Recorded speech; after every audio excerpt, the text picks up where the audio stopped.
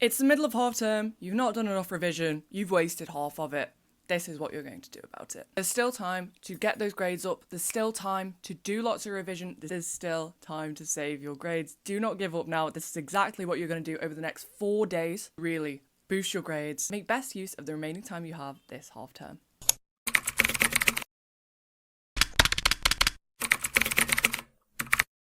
Hello guys, welcome back to my channel. Thank you for tuning into this video. I hope you find it helpful. If you do, be sure to like and subscribe so you do not miss any more episodes of my GCSE and A-level series, where I give you my top tips and tricks on how to succeed in every single one of your subjects and your exams. Without further ado, let's get into it. Day 1. No matter how much revision you feel like you've been doing, if you've just been doing a little bit scattered here and there, stop, make a plan. What exams have you done so far? Which went well? Which went badly? Which subjects mean the most to you? Which subjects have you not even had yet?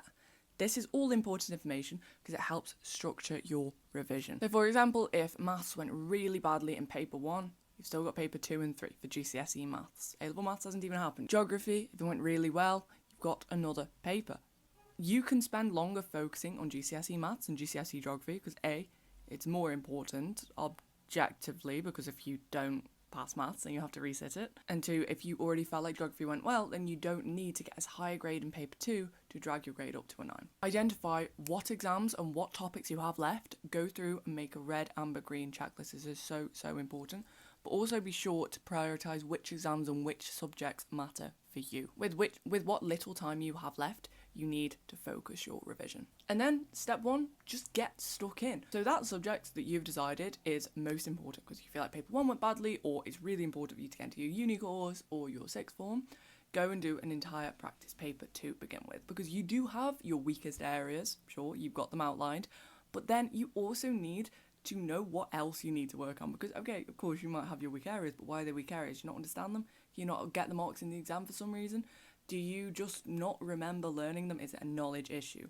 Do a practice paper, mark it using the marking criteria. If it's for content, so it's a knowledge issue, you didn't understand it or you just never learnt it, use YouTube. YouTube is such an underrated resource. Go and find a teacher who is explaining this thing, this concept that you don't understand, and make your own notes about it. Condense this down, get this information and thoroughly digest it. You're not just going to stop here and think, okay, now I understand electrolysis or something. You're going to go and apply it straight away through targeted practice questions.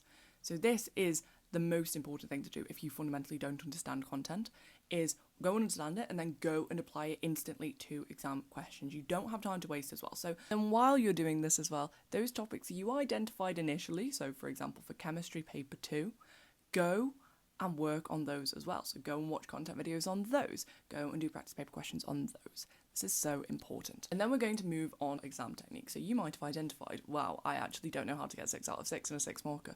You're going to go through examiner's reports. You're going to watch YouTube videos. How do you get full marks in these kind of questions? Again, you're going to apply this. This should be for your most important subject and your weakest topics. You identified A, through the practice paper, and B, through your RAG checklist. When you RAG checklist everything that's going to be on your exam or your upcoming exams. So this should take quite a long time. Finally, when you've done this, I want you to basically blurt out everything that you learned that day. This is spaced repetition. So those topics, just get them in a list and write down everything you know about them. Blurt it out. Those things that you learned, and then go through it with another coloured pen. Did you miss anything? Did you misunderstand anything? And then just go back if you still have a fundamental misunderstanding of any key core topics or concepts. Day 2. We're up bright and early again, and what we're going to do today, we're essentially going to repeat what we did yesterday by starting with a practice paper and priority subject / exam / topic. To repeat what we did yesterday on our priorities 2 and 3. Priority 1 is like, oh, I'm really bad at chemistry, but priorities 2 and 3 is, oh, I'm a bit with geography, with history, for example. The more confident you are with a subject, the less time you're going to have to spend revising it. Use this to your advantage. So do a whole practice paper for example, history in the morning, and then go and do the same thing. Content issues, watch YouTube video for history. I found SQ4R very helpful. Try practice questions. A lot of the time for essay subjects like history, English, it will be a problem that you don't know how to get the marks in the exam, not that you don't know the content itself. So you might need to dedicate more time to understand the exam technique. Reading examiners' reports. What do students do well? What do students not do well? How do you write a good answer? This needs to be such a huge part of your revision, is understanding how the marks are broken down in the exam. Do this in the morning and then repeat it for another subject in the afternoon. So this is 2 practice papers today. This is a lot. You've got a lot to revise if you've not been revising already. Like I said, work on that content, apply it to exam settings. Work on your exam technique, apply it to exam settings, and you will see your marks skyrocket. Working on these 2 things together will really help boost your grade, because if you know all the content, none of the exam technique, you still won't get a good grade. And if you know all of the exam technique and none of the content, you won't get a good grade. You need both together to really get that top band, to get that grade 9, to get that A-star. I want you to do some more active recall in the form of either flashcards, practice papers, or blurting on the things you did yesterday. Remember, the things you did yesterday are your real weak areas, your real weak subject, your real weak topics. You don't have to have it for just one subject on day 1. If you want, you can mix up. We can do a couple of subjects if you just have some really weak topics in each subject. But the point is, you're going to be retrieving that information more frequently. You're going to be doing some sort of active recall, flashcards, blurting, or questions on those things that you did yesterday, because it's important to solidify that understanding and get these things into your long-term memory. Day 3. We're going to start day 3 slightly differently. You to do an active recall blitz. So essentially what this is doing flashcards or doing short practice paper questions, but not giving yourself any time to recall that information. So it's best to do this, use yourself a few seconds to answer each flashcard. If you don't get the answer and you knew it anyway, it goes into one pile. You just couldn't retrieve that information very quickly.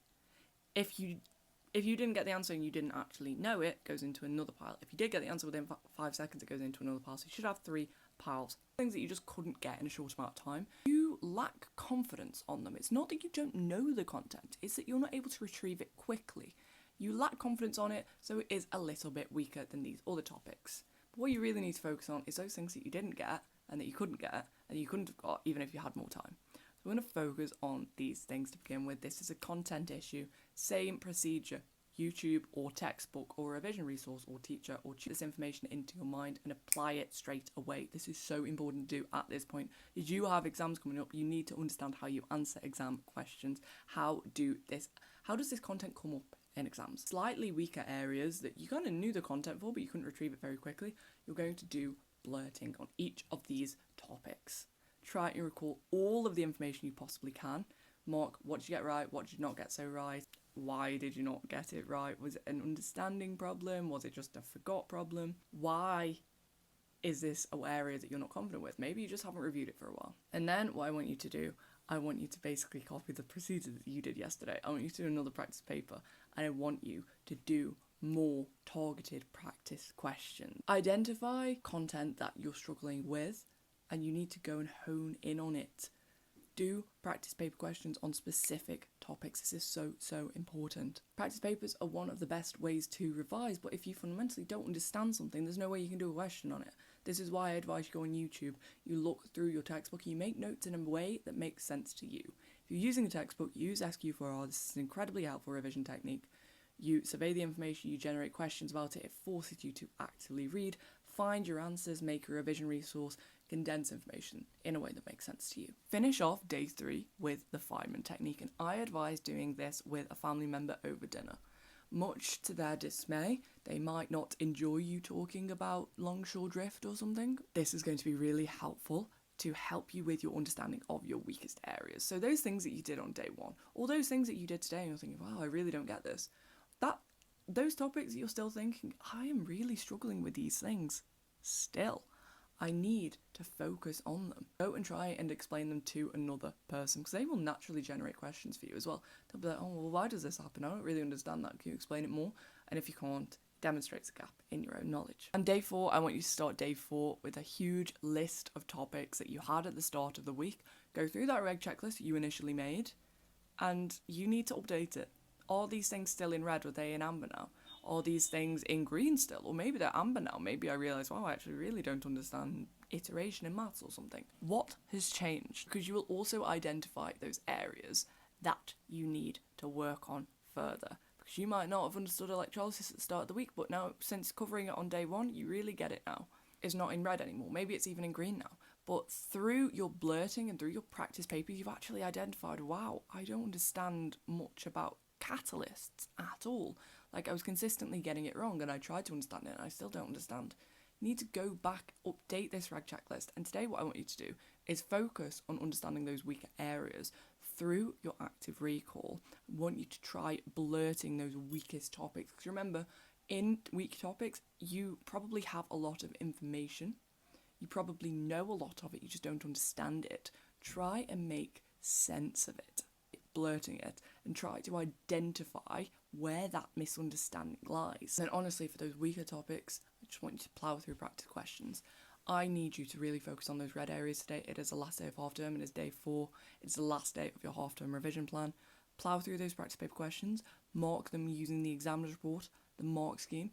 Both of these things are very important. Examiner's reports help you identify where other students went wrong, as well as yourself.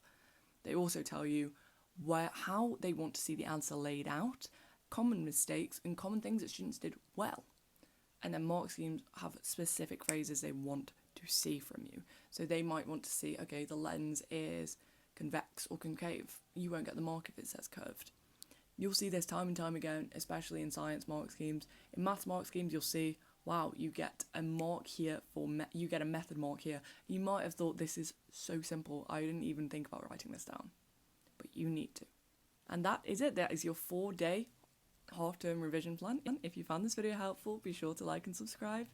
Follow along for the series, and I'll see you in the next episode. Okay, love you guys. Bye.